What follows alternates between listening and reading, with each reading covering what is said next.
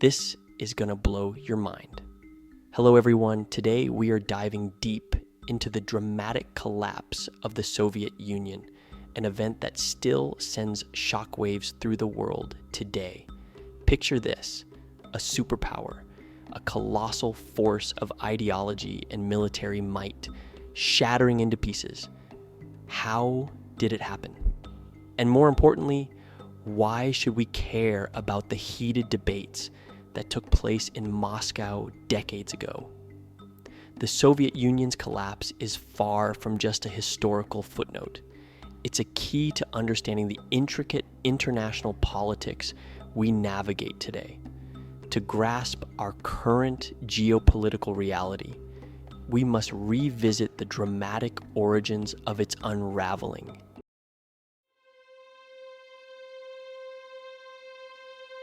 The Soviet Union, once a symbol of communist ideals and a counterweight to the West, became a cautionary tale of what happens when ideology trumps reality. We're talking economic stagnation, political oppression, and a system so rigid it couldn't adapt to the changing times. Understanding how the Soviet Union fell apart and the chaos that followed is crucial to grasping the motivations and anxieties of nations today, especially Russia. The Soviet Union's collapse sent shockwaves across the globe, reshaping alliances, sparking conflicts, and influencing everything from global trade to the rise of new ideologies. By the end of this video, you'll be able to connect the dots between Gorbachev's reforms and Putin's actions, between the fall of the Berlin Wall and the war in Ukraine.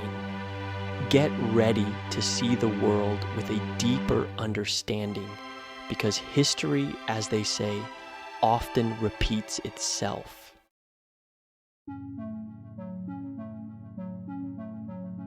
All right, let's rewind to the 1980s. The Soviet Union, on the surface, still looked like a superpower, armed to the teeth with nukes and boasting about its workers' paradise. But behind the Iron Curtain, things were far from ideal.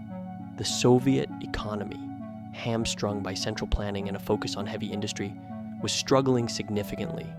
This wasn't just about empty shelves and shoddy products. It was about a system losing its legitimacy. The situation was ripe for change, but the question was, what kind of change? The Soviet Union was like a pressure cooker about to blow, and into this cauldron of discontent stepped a seemingly unlikely reformer, Mikhail Gorbachev.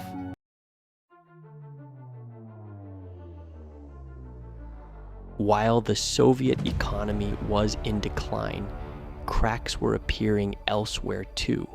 Remember those satellite states, the Eastern European countries forced to follow the communist line after World War II? Well, they were getting restless. Poland, Hungary, Czechoslovakia, they'd had enough of being controlled by Moscow. From worker strikes in Gdansk to the rise of dissident movements like Charter 77, the message was clear. We want freedom, and we're not afraid of your tanks anymore. The Soviet grip on Eastern Europe, once thought unbreakable, was starting to slip.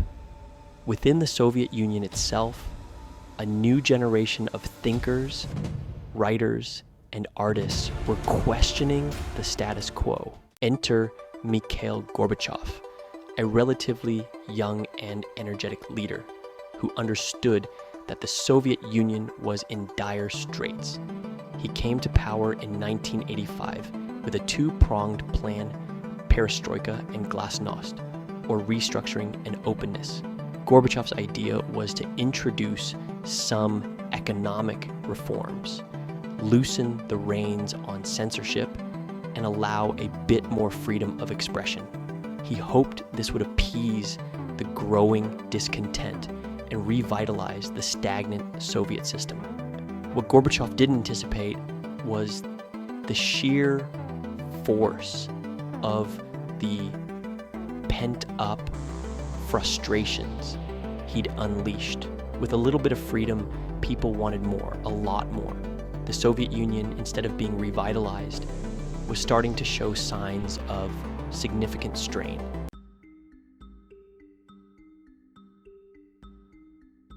Imagine a gigantic game of Jenga, those wooden blocks teetering precariously. That was the Soviet Union in the late 80s, with each republic representing a block. Once one block started to wobble, it was only a matter of time before the whole thing came crashing down. And wobble it did, starting with the Baltic states, Lithuania, Estonia, and Latvia, who bravely declared their independence, testing Gorbachev's tolerance for change.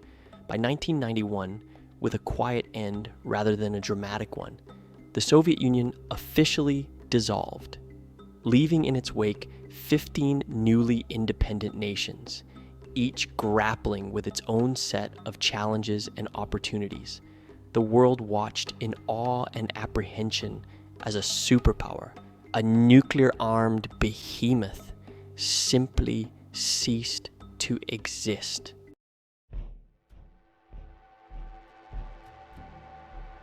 With independence came a whole new set of challenges, particularly in the economic realm. The Soviet system, for all its flaws, had provided a basic safety net, a guarantee of employment, housing, and a steady supply of bread and borscht.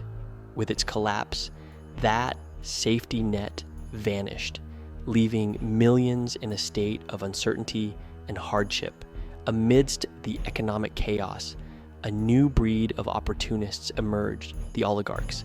These savvy, often ruthless businessmen navigated the murky waters of privatization, acquiring former state assets for a pittance and amassing colossal fortunes.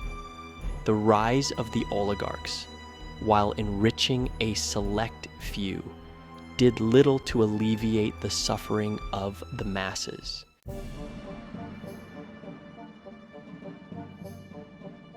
As the world watched, with a mixture of fascination and trepidation, the dust settled on the Soviet collapse, the Cold War.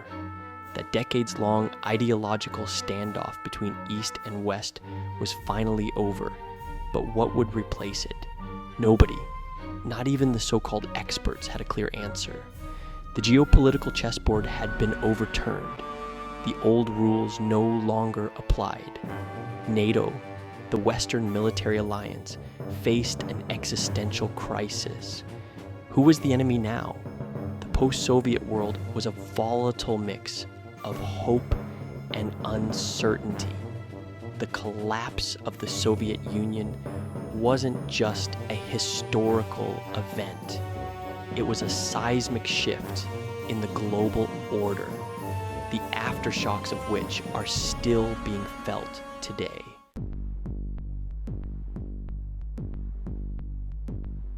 Now, let's talk about Russia. Imagine being a proud bear, used to being feared and respected, suddenly finding yourself chained and muzzled, your cubs scattered. That was Russia in the 90s after the Soviet collapse, wounded, humiliated, and struggling to find its place in a world that no longer played by its rules. Enter Vladimir Putin, a former KGB agent who promised to restore order and make Russia strong again. Under Putin, Russia experienced an economic boom, fueled by high oil prices and a more assertive foreign policy. He reined in the oligarchs, consolidated power, and projected an image of Russia as a resurgent power, a force to be reckoned with on the world stage. But this resurgence came at a cost. Political dissent was stifled, media freedom curtailed, and the seeds of a more authoritarian system were sown.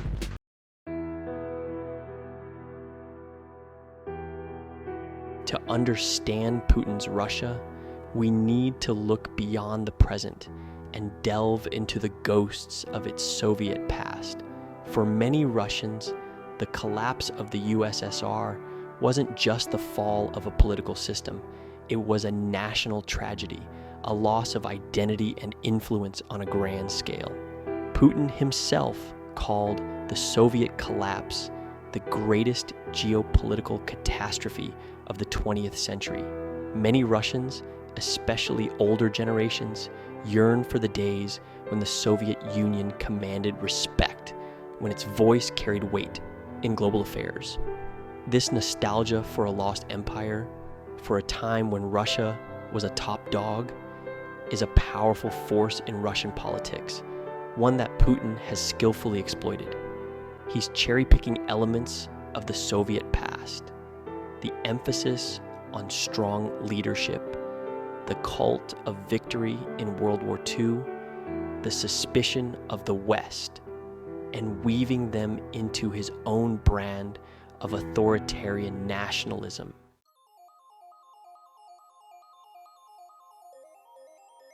Section 3.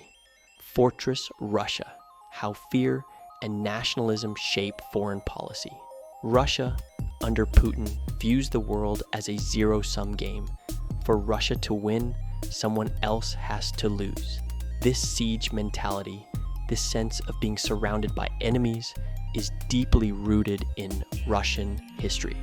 From the Mongol invasions to the Napoleonic Wars to the Cold War. It's a worldview shaped by centuries of conflict, where survival often depended on strength and vigilance against external threats. This fear of encirclement, of being weakened or exploited by the West, is a key driver of Russia's foreign policy today. Putin sees NATO expansion, the European Union's eastward reach, and Western support for democratic movements in former Soviet republics as direct threats to Russia's security and influence. Russia perceives Western actions as threats, even if they are claimed to be for protection. This sense of insecurity, combined with a resurgent nationalism and a desire to reassert Russia's role as a great power, has led to a more assertive, often confrontational foreign policy.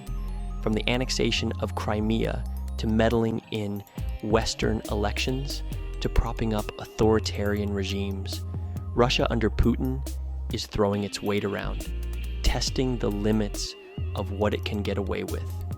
It's a high-stakes gamble, one that has brought both rewards and risks for the Kremlin. The legacy of the Soviet collapse continues to cast a long shadow over Russia's domestic and foreign policy. Understanding how that historical trauma shapes the Kremlin's worldview is essential for navigating the complex and often fraught relationship between Russia and the West. The bear may have been wounded, but it's back on its feet, and it's making its presence felt on the world stage, Europe's balancing act between NATO and a bear's embrace. All right, let's shift gears and talk about Europe. Imagine being a continent positioned between a resurgent Russia and a protective but assertive United States. That's Europe's geopolitical reality after the Soviet collapse. The dynamics are complex and multifaceted. For Western Europe, particularly those under the NATO umbrella, the collapse of the Soviet Union was a significant milestone. The Berlin Wall came down, the Iron Curtain lifted, and the threat of Soviet tanks rolling across the Fulda Gap faded into history. It was a victory for democracy, for freedom, for a Europe whole and free. But let's not forget about Eastern Europe, those former Soviet satellites who had borne the brunt of Moscow's control for decades. For them, the collapse was both a liberation and a challenge. Suddenly free from the shackles of communism, they now face the daunting task of building new democracies, market economies, and national identities from scratch. It was like transitioning from an old system to a new one, exciting but challenging. This is where the balancing act comes in. Eastern European nations, eager for security and stability, flocked to NATO and the EU, seeking protection from their old adversary, Russia. But this eastward expansion of Western institutions only served to heighten Russia's sense of encirclement, fueling the very tensions they were meant to defuse. It's like trying to resolve a conflict with measures that inadvertently escalate it. Good intentions, but complex outcomes.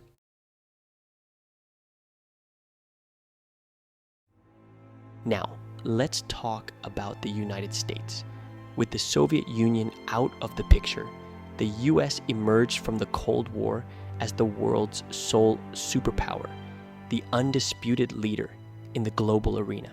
It was a significant time, a moment of unipolarity where the US could exert its influence, spread its principles of democracy and free markets, and generally lead on the world stage. This period was marked by both triumph and challenges, but being the world's policeman is expensive, both financially and politically. The US found itself drawn into conflicts from the Balkans to the Middle East, trying to play the role of global peacemaker, often with mixed results. Remember the saying, with great power comes great responsibility? The US was learning that lesson the hard way. This period of American dominance, however, was short-lived. The rise of new powers, the resurgence of old rivalries, and the growing challenges of globalization all chipped away at US hegemony. The world, it seemed, was moving from a unipolar to a multipolar order, with new centers of power emerging to challenge American supremacy. The global landscape was becoming increasingly competitive. The collapse of the Soviet Union, while a victory for the US in the Cold War, also created a new set of challenges and uncertainties that continue to shape American foreign policy today. The world had become a more complex, multipolar place, and the US, like it or not, had to adapt to this new reality. The days of being the world's lone superpower were over.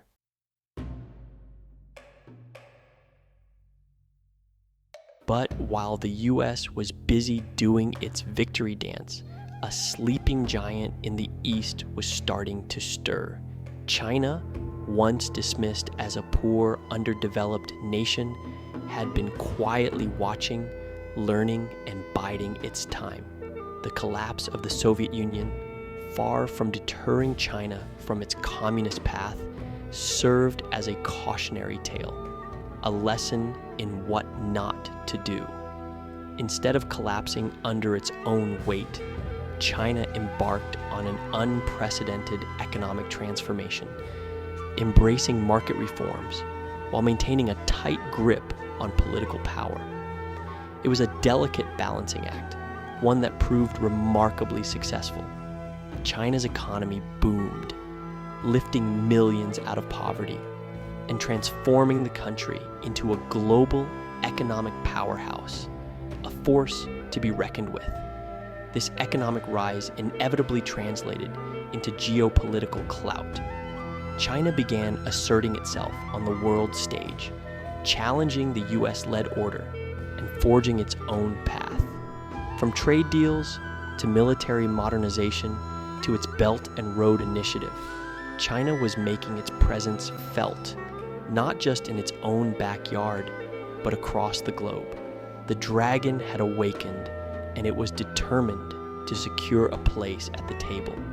The collapse of the Soviet Union, ironically, created the conditions for China's rise, shifting the global balance of power and ushering in a new era of great power competition. The world was no longer black and white, East versus West, but a much more nuanced, and multipolar playing field. And in this new game, China was emerging as a major player.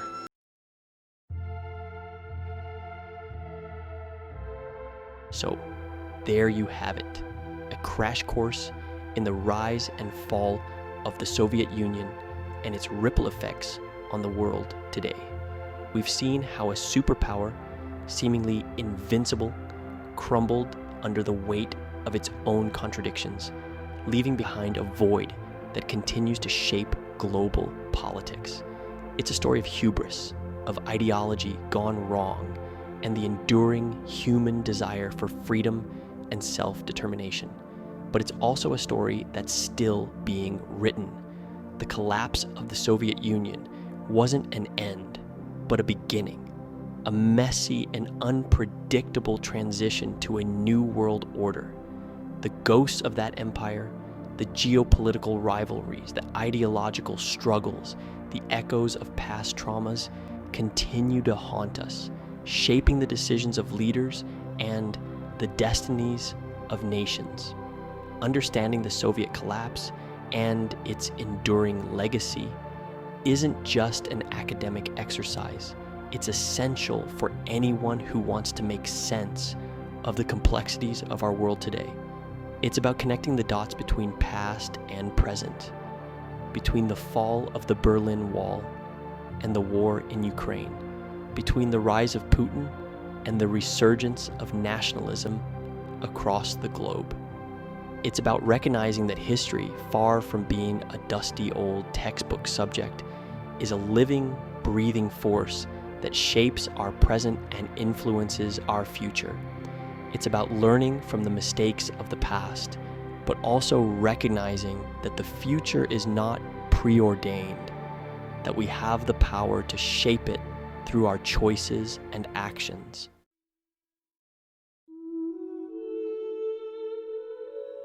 The world today is a far cry from the bipolar simplicity of the Cold War.